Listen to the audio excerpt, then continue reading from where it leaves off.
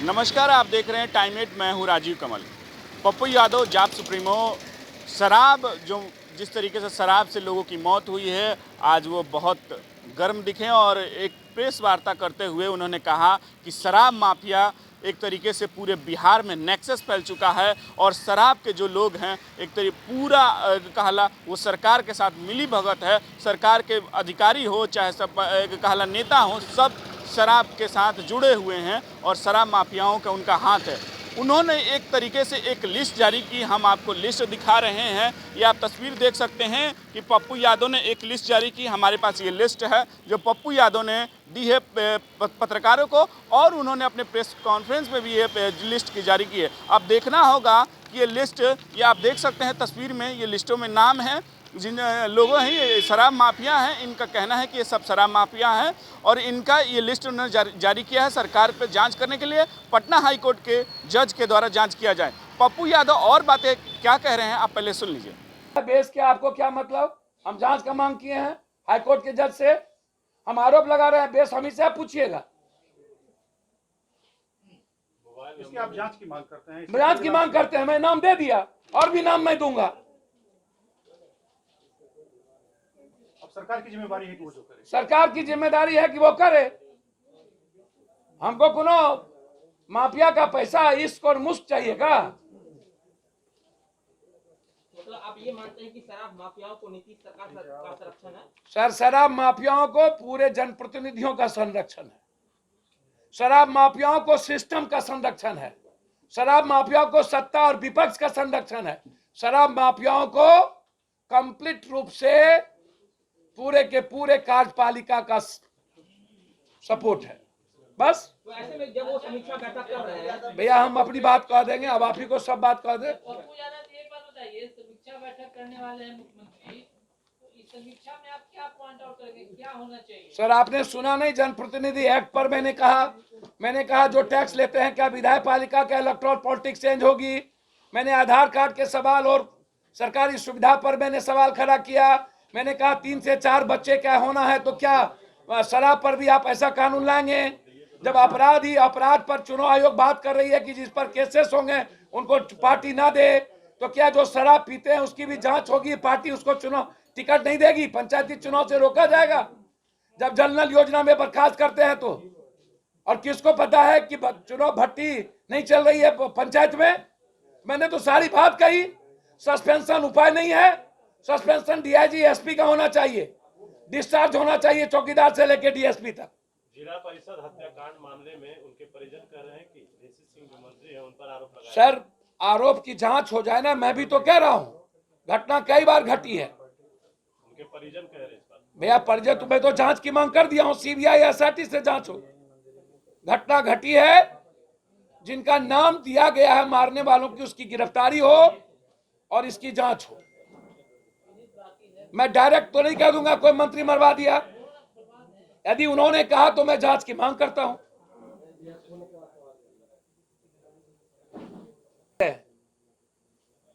कुछ MLA MP मंत्री को छोड़कर, तो पहले इनकी संपत्ति जांच क्यों नहीं? फिर कार्यपालिका, फिर न्यायपालिका। लगातार शराब में मौत, शराब में मौत की आंकड़े कम, डर से लोग जला दिया या तो दफना दिया, आंकड़े नहीं दिखाए गए। इसीलिए जन अधिकार पार्टी 20,000 रुपया 15,000 रुपया उसके जीविका के लिए, और जिस घर में बेटी बड़ी है उसकी शादी जन अधिकार पार्टी की ओर से फ्री, सभी जगह। और सभी जगह हम गए और सभी केसों को निपापोती की जा रही है। माफियाओं को कोई कार्रवाई नहीं हो रही है, दबाव है। और अंतिम शराब के सवाल पर, शराब के बाद बलात्कार की संख्या बढ़ी, थानेदार जेल भेजे, साथ साथ शराब माफिया अपराधियों के द्वारा जो शराब के खिलाफ बोला उसको मरवा दिया। जान भी मेरी, जेल भी हम, टॉर्चर भी हम, पैसा भी मेरा, सरगुना पैसा, परिवार बिखरा भी मेरा, बलात्कार भी मेरे, रेवेन्यू मेरी गई, डेवलपमेंट चौपट हो गया, शराब शराब भट्टी, हर लगभग दलित और गरीबों के घर गांव में भट्टी चौपट। इसलिए क्या आप पॉलिसी लाएंगे?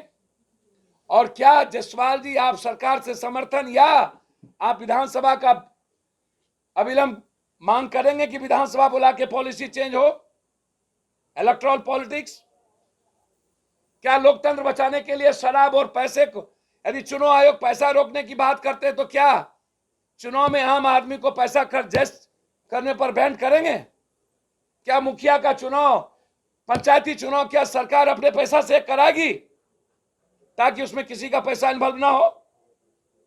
मैं मांग करता हूं एमपी एमएलए पंचायत चुनाव सरकार के पैसे से हो। जितना हेलीकॉप्टर पर प्रचार, पोस्टर और लोगों तक प्रचार का माध्यम सरकार तय करे, और कुछ करने की जरूरत नहीं है। जिसको वोट देना होगा देंगे, करे पॉलिसी चेंज। और जिनका नाम मैं दे रहा हूं, लिस्ट दे रहा हूं, इनका मोबाइल सर्विलांस पर लिया जाए और टेस्ट जांच कराई जाए कि जहां के ये है वहां के थाना प्रभारी से कितने बार इसकी बातचीत होती है, डीएसपी से कितने बार बातचीत होती है, वहां के एमएलए एमपी मंत्री संतरी से कितने बार बातचीत होती है। इसकी जांच मैं चाहता हूं। मैं मुख्यमंत्री जी से आग्रह करूंगा इसकी जांच होनी चाहिए।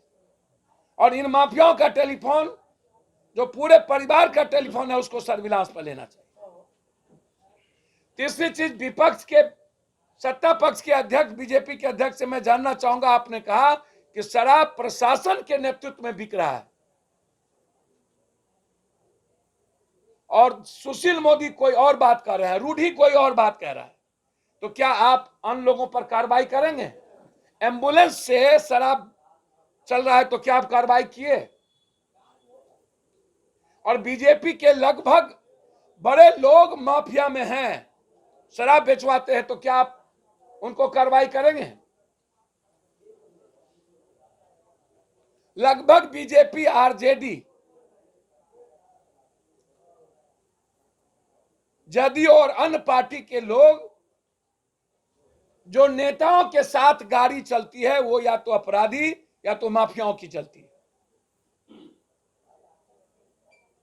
और उसमें ये 3 माफिया, 4 माफिया, या तो शराब, या तो बालू, या तो जमीन, या तो ठेका माफिया, जल नल योजना या अन्य योजना वाले, और वही इर्द गिर्द बैठे रहते हैं।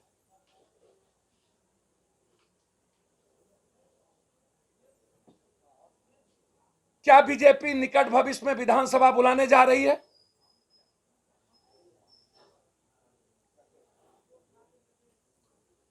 जनता के पैसे का जो टैक्स है, जो लोग लेते हैं, चाहे वो विधायक पालिका हो, कार्यपालिका हो, चाहे न्यायपालिका हो, क्या नीतीश जी की सरकार, एनडीए की सरकार जिम्मेदारी तीनों की तय करेंगे?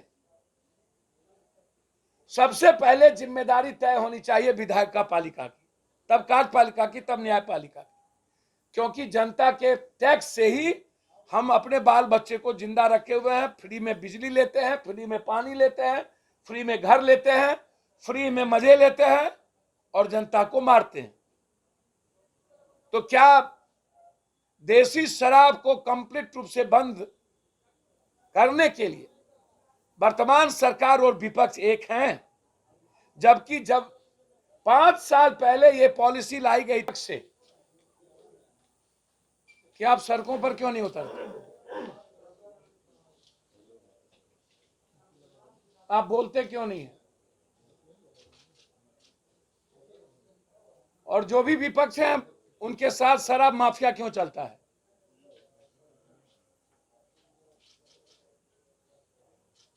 जहां भी नेता जा रहे हैं अगल बगल शराब माफिया होता है, बालू माफिया होता है, जमीन माफिया होता है। आप चाहे बिहार का कोई भी विपक्ष का नेता हो, उनके साथ आप अगल बगल देख लीजिए, वो माफियाओं से भरा हुआ है। कोई पॉलिटिकल लीडर विपक्ष के साथ क्यों नहीं चलता?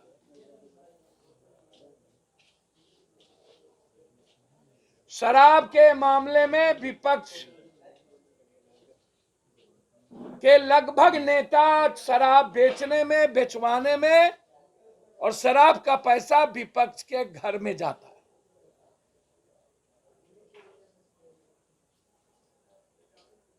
बहुत क्लियर है, यदि सत्ता पक्ष इन्वॉल्व है तो विपक्ष उससे कई करोड़ गुना ज्यादा इन्वॉल्व। विपक्ष की भूमिका संदिग्ध है। औपचारिकता ट्वीट करते हैं और कमेटी बनाती है। पप्पू यादव के खौफ से विपक्ष एक सप्ताह के बाद जाने का प्रयास करता है।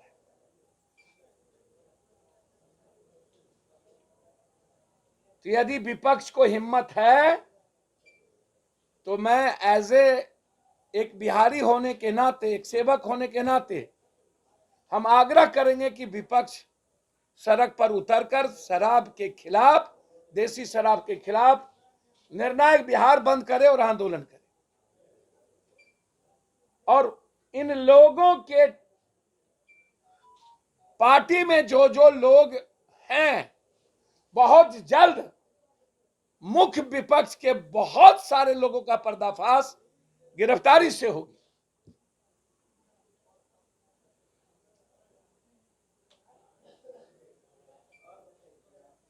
दूसरी चीज, विपक्ष शराब पीता है या नहीं, विपक्ष स्मैक लेता है या नहीं, इसकी भी घोषणा करें। और नहीं लेता है तो बोले, लेता है तो ब्लड सैंपल जांच करें।